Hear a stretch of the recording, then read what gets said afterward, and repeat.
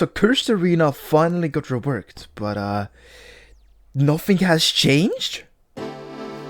If you haven't heard, like most, Cursed Arena has finally been reworked. And honestly, I am a bit disappointed, but not because of what they have done, but what they have yet to do. With my last playthrough being disappointingly buggy and unfun, will this time be the same? Well, I'm here to find out. Also, a quick thing about the title, they changed it from Big Rework to just Rework, so I don't know if they're sitting in my Discord and looking at my leaks channel, or if they just suddenly had common sense, but they changed it. As always, this is my opinion, so if you have a disagreement or think I got something wrong, be sure to leave it in the comments below. But with that, let's jump straight into it. As you saw in the intro, the game hasn't actually changed.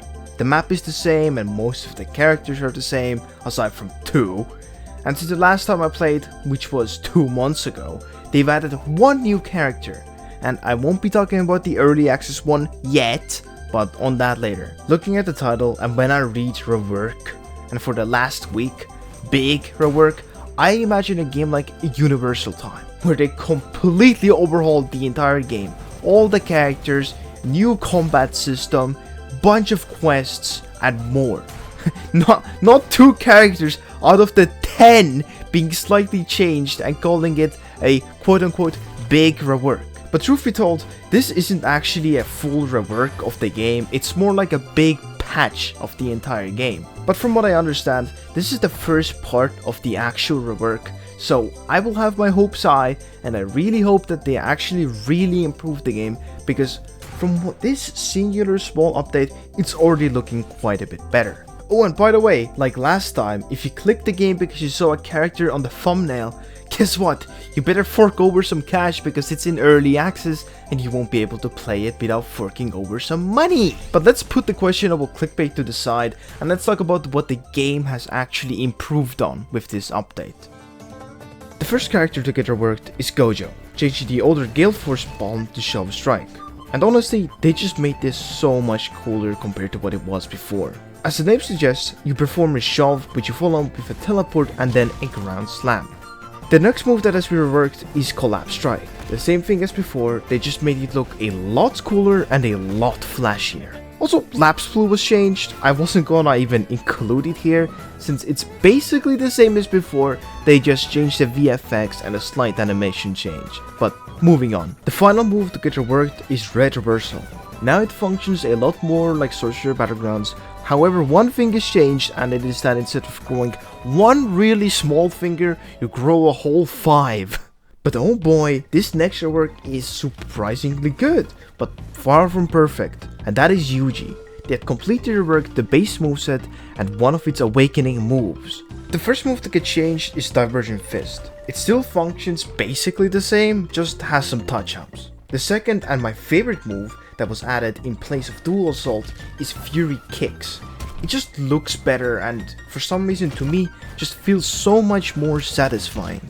It also has a variant which is pretty cool, but having to hold down the button for it seems impractical. The third move to get reworked is Black Flash. Now, like most, it has a timed event. You just gotta... oh, shit. You just... oh my god! You gotta click around this time. Aside from the clunky movement, which should really be changed, I honestly think that they should add some form of indicator when to click. But moving on to the last move, which is now Drop Kick.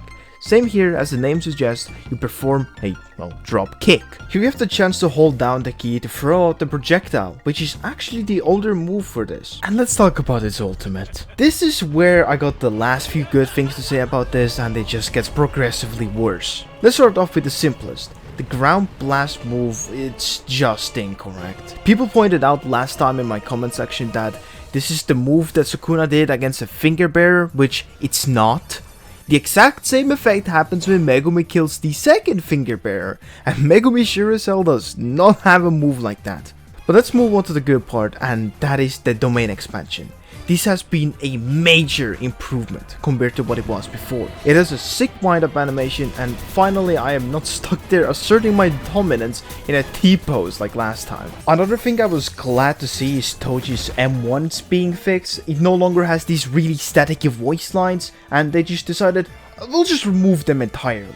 Which, I'm going to sound like Captain Hindsight here, but they shouldn't have been there in the entire first place. And even if the sound effects weren't completely broken, why is Toji the only one to have voice lines on his M1s? But let's move on. Jogo still has this goofy ass laugh track behind it, which, by the way, you can change the sound effect with almost anything, guaranteed, and it will sound 10 times better. And recently, they kind of just copy-pasted the barrage move for Hakari, and it's really disappointing, because at the time, Hakari was specifically in Cursed Arena only. So it was pretty unique, and they f***ed it up. But that's not the only problem. The entire idea of Hakari's domain, it's just so incorrect. If you've read the manga or have any somewhat knowledge even through the memes, you would know that his domain gives him invincibility with Jackpot. Oh, but I'm not done yet. Some of the moves on his base moveset rely on RNG to get buffs or more damage, which by any common sense, a fighting game shouldn't rely on RNG. That is completely stupid. But I'll stop tearing through the game and move to the conclusion, and let's actually talk about what the game could do to improve in the final part of this update.